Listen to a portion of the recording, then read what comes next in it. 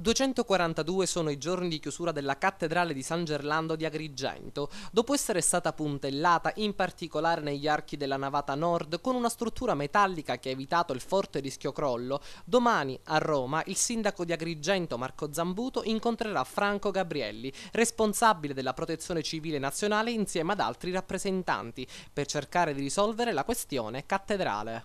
Sulla questione cattedrale ci sarà un incontro nella giornata di giovedì a Roma.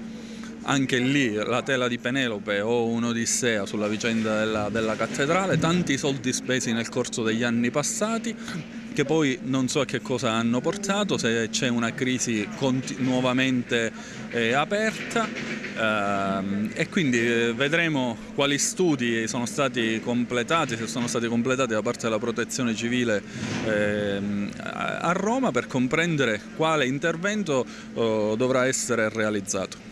Grande sostegno e vicinanza da parte del parroco della cattedrale di Agrigento, padre Russotto, che continua incessantemente la sua opera di catechesi alla comunità, augurandosi che la risoluzione del problema possa avvenire il prima possibile. Il vescovo si sta interessando non soltanto per il centro storico ma anche per la cattedrale.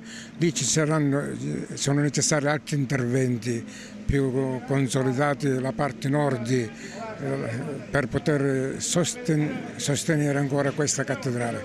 Quindi sono due cose ben distinte e separate.